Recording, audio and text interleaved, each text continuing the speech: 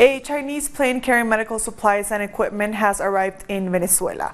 On board were over 1.5 million units of medication and nearly 500,000 surgical supplies. The assistance includes asthma medication, treatment for pregnant women, and materials to conduct operations. Venezuela has hosted the second National Day of Dialogue with more than 400 community assemblies participating. The event took place in the state of Táchira, where various social movements presented their proposals from around the country. These proposals aim to improve the implementation of the Bolivarian Revolution in Venezuela through social programs, infrastructure, development, and public services. Our correspondent in Caracas, Leonel Retamal, explains how these community assemblies have been working. This day of dialogue and rectification came from a call made by President Nicolás Maduro on the 1st of May, when he urged people to get involved in the activities that began on the 4th and 5th of May, where community organizations got together to draw up proposals, requests, and a sort of analysis of how the public institutions and social movements are working in Venezuela. The United Socialist Party, the PSUV, also met, and so did governors and mayors. The focus has been on finding local solutions to the economic problems that Venezuelan people are facing. With the imposition of sanctions and the financial blockade on Venezuela, they are looking at ways of increasing efficiency, reducing bureaucracy and corruption, and increasing the role of the grassroots in taking decisions, all with the aim of improving people's living conditions. More than 20,000 proposals have been made so far and recorded in the Sistema Patria, the system used for allocating local food deliveries and other benefits.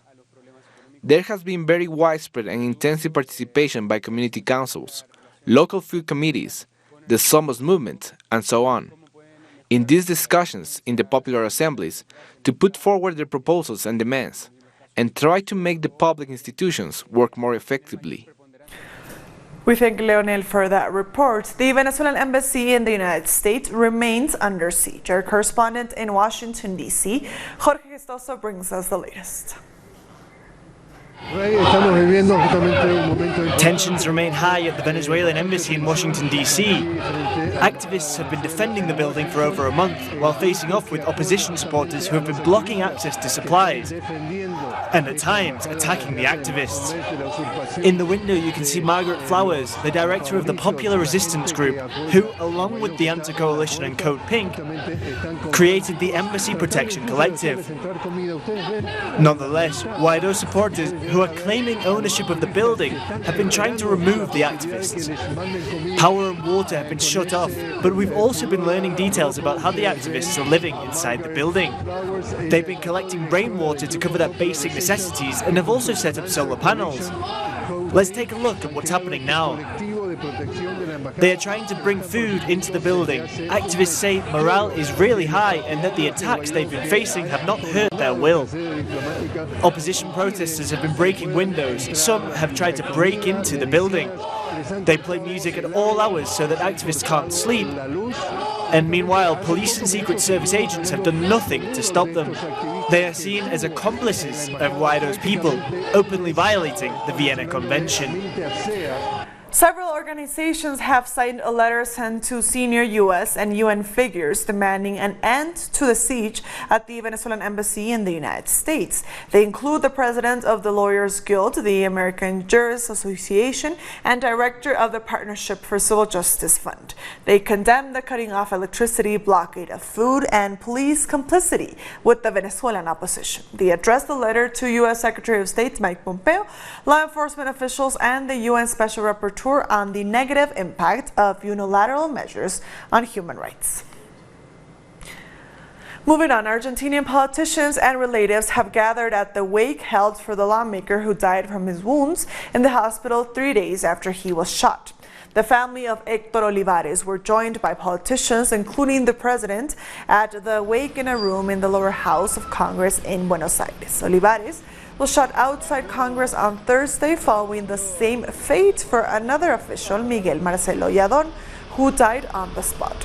The attackers were arrested, but the reasons for the murder are still unknown.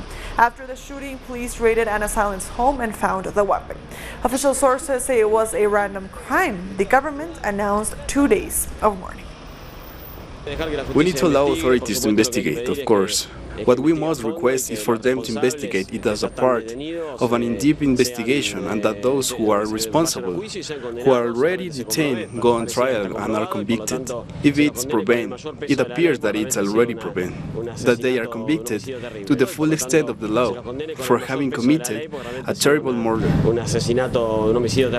The governor of Córdoba province in Argentina, Juan Schiaretti, has been re-elected in a regional election.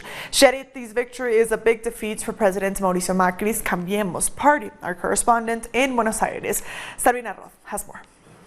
The current governor of Córdoba province has recorded a big triumph in regional elections, having been re-elected with 54% of the vote.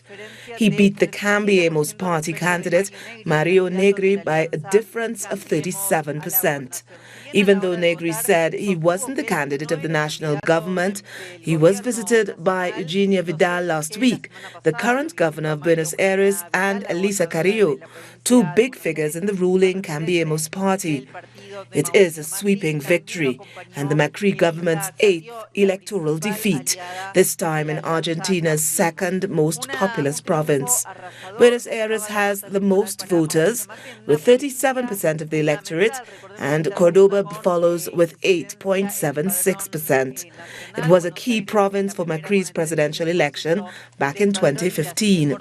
Mario Negri took 17% of the votes, down by 30%, compared with his performance in 2017. There's a clear downward trend in support of Cambiemos in the midst of the economic crisis and the IMF-promoted austerity measures. Meanwhile, support for former President Cristina Kirchner seems to be growing.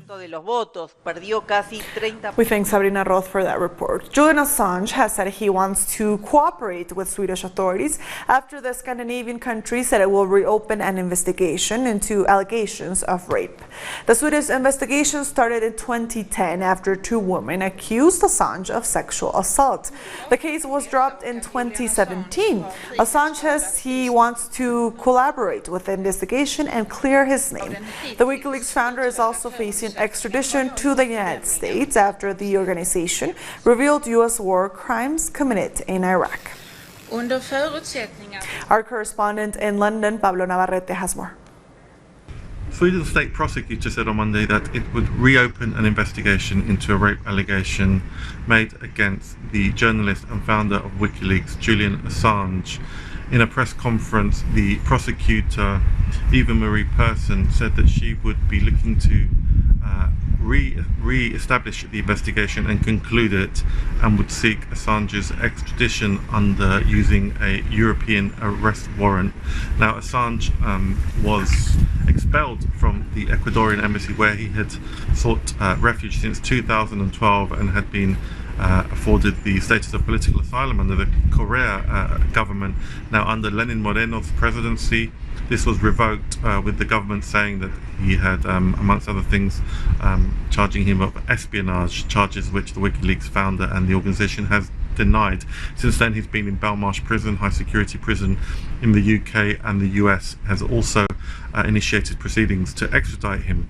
Now, in response to today's announcement, the WikiLeaks editor-in-chief has said that he welcomes the chance to clear his name. So today, the Swedish prosecutors have announced that they will be seeking Assange's extradition to Sweden to face the reopening of these investigations into rape allegations.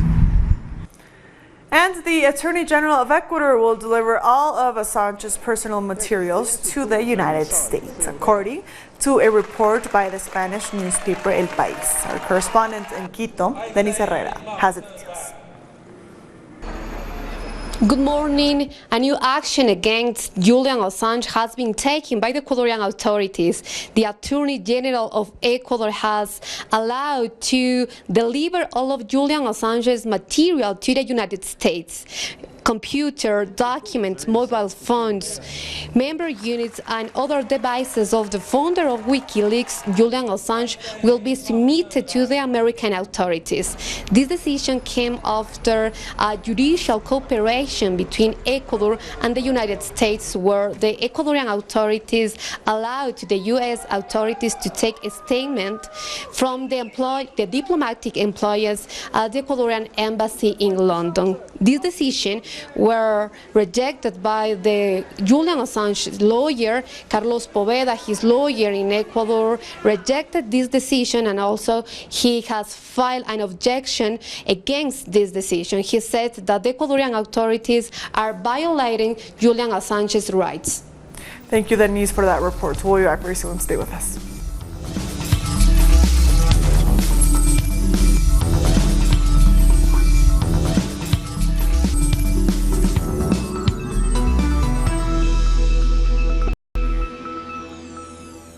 Welcome back. At least 5 men have been killed so far in 2019 after being deported to Jamaica from the United Kingdom. Many more deportees are now fearing for their lives. The UK acted despite strict rules prohibiting deportations to countries in which an individual's life may be in danger. The victims were among the first people to be deported after the 2018 One-Rush scandal, where children of Caribbean parents who came to live in the UK between 1948 and 1971 were detained and deported for not having citizenship, despite never knowing a home outside of the UK. The Caribbean media fraternity has lost yet another veteran journalist. Former Barbados Nation newspaper editor Harold Fitzherbert Hoyte has passed away. His health had deteriorated after he suffered an aneurysm at the end of 2017. Hoyte was one of the founders of the Nation publishing company and served as the newspaper's first editor-in-chief. 10 days ago, in honor of his contribution to journalism, Nation House was renamed as the Harold Hoyte and Fred Gallup Media Complex. The Prime Minister joined Barbadians in mourning his passing. Throughout his career, Harold remained a defining feature of a person who so many could respect and mix with. He loved his country, and he was never afraid to speak truth to power in its fervent defense. I can tell you that politicians on all sides of the political divide would think twice before they dared to ignore him, because they knew that if they did so, it was at their own peril.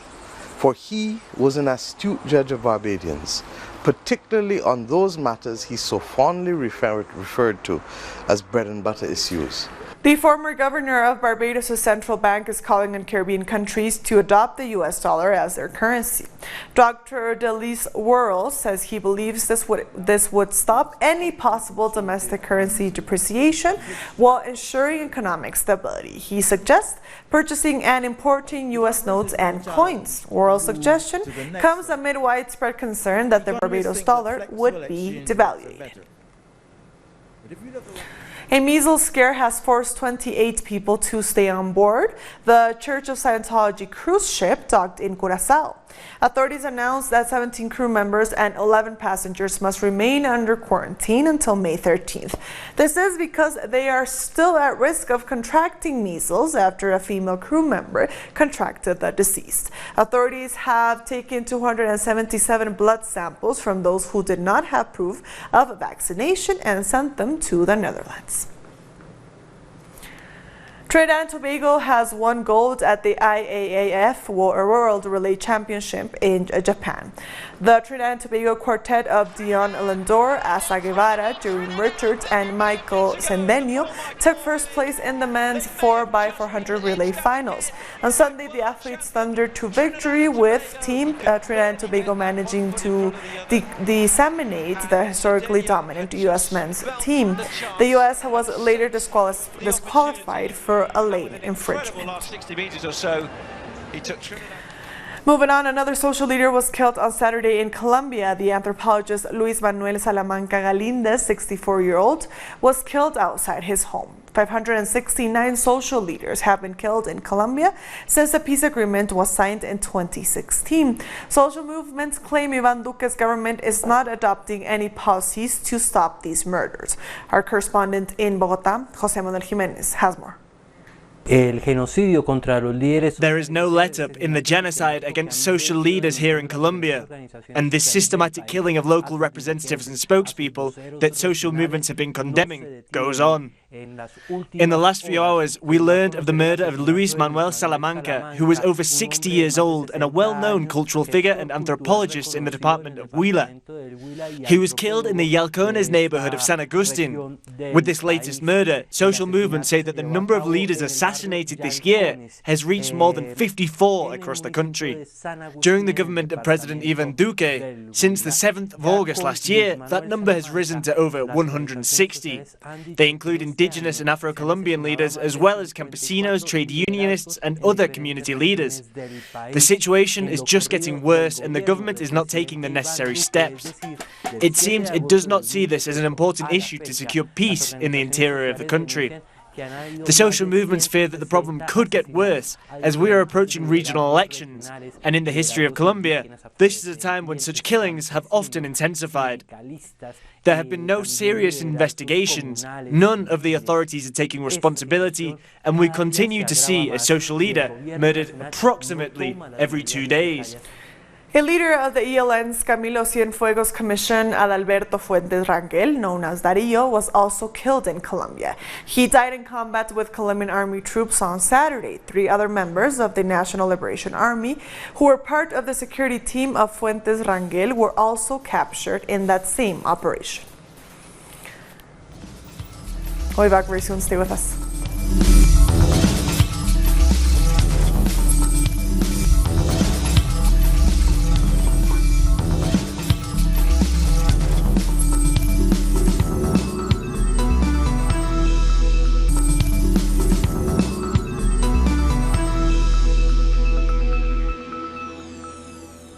Welcome back. The government of Zimbabwe has resorted to selling young elephants to raise money for conservation as world regulatory bodies continue to impede the autonomy of some African countries. Zimbabwe raised almost $3 million from exporting baby elephants to China and the United Arab Emirates, with income raised going towards elephant conservation.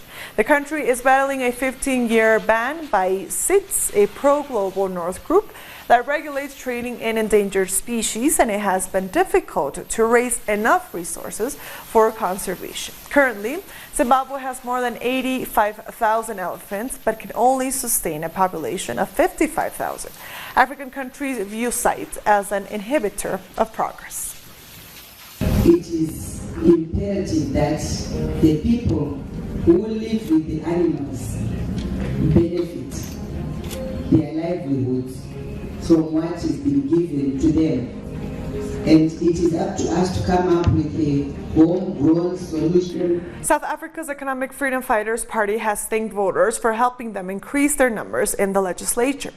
Through a statement issued on Monday, the party thanked voters for showing confidence by giving them more seats in the House of Assembly. In the elections earlier this month, the EFF grossed about 11% of the vote, up from 6%, and it gained 19 more seats in parliament. The EFF gained popularity through its anti-capitalist stance and its call for land appropriation. We now have a track record. People have seen how we perform in Parliament. They've seen dramatic changes which have been caused by our interventions in Parliament in the past 5 years, such as the removal of President Zuma, the institution of the State Capture Commission, and many others.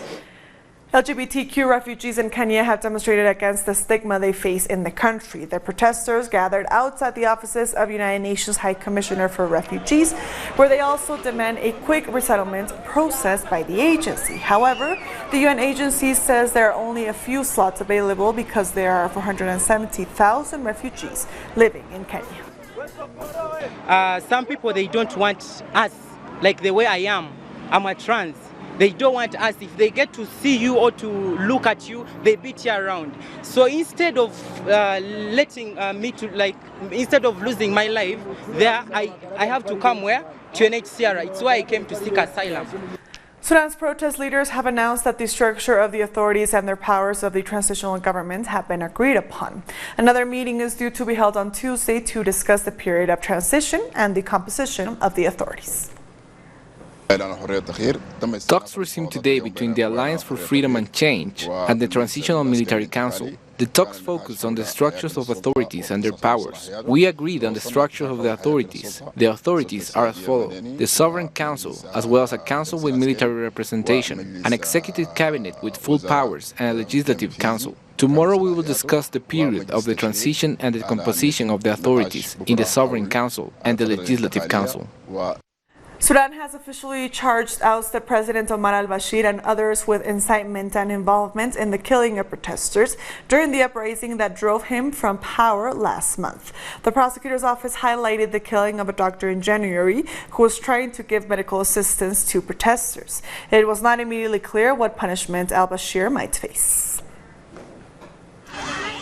Security forces used repressive tactics on demonstrators demanding a transfer of power to a civilian-led transition team. A sit-in outside the army headquarters in Khartoum continues, with roadblocks being regularly reinforced. There have been attempts to break and open the barricades to stop the sit-ins, but my revolutionary brothers, we will stay steadfast and face them. We will not retreat, even at the cost of blood. And protesters in the capital are also condemning against electricity cuts. On the other side of Khartoum, demonstrators are reported to have mounted trucks at the electricity company to protest against cuts to the service that have been left them without power during Ramadan. A German NGO vessel dedicated to rescuing migrants in the Mediterranean Sea set to sail once again on Saturday.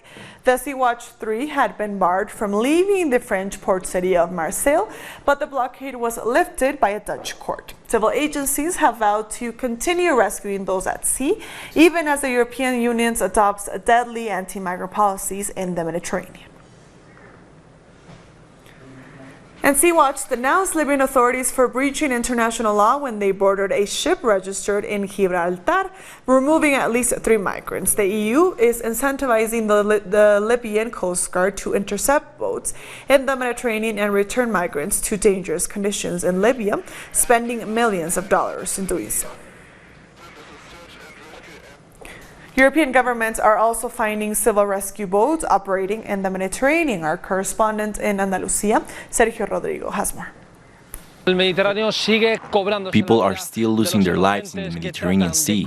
Almost 500 people have died when trying to cross the sea towards Europe in 2019. In the last incident, dozens lost their lives between Libya and Tunisia when trying to reach the South European coast. According to the figures given by survivors, around 75 migrants died in the incident. The Mediterranean Sea continues to be a main route for the people who are fleeing from the north of Africa. The trip is attempted even though there are unsafe routes for the migrants to reach the EU. The NGO boat Open Arms, which operates rescuing people in the sea, has rejected a statement by the Italian government that said that it will start finding rescue boats operating in the Mediterranean. The government will levy fines up to 5,000 euros to those NGOs that rescue anyone at the sea. Over the last few years, European governments have applied this policy of fines.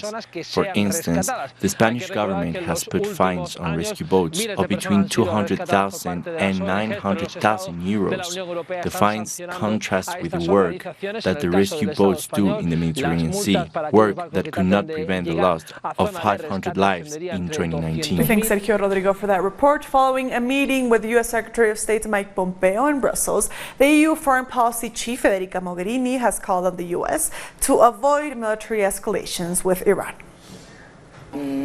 Mike Pompeo heard that very clearly today from us, not only from myself but also from the other ministers of EU member states, that we are living in a crucial, delicate moment where the most relevant attitude to take, the most responsible attitude to take is, and we believe should be, that of maximum restraint restraint and avoiding any escalation on a military side. And with that story, we've come to the end of this news brief. These and other stories, as always, find them on our website at telesurenglish.net.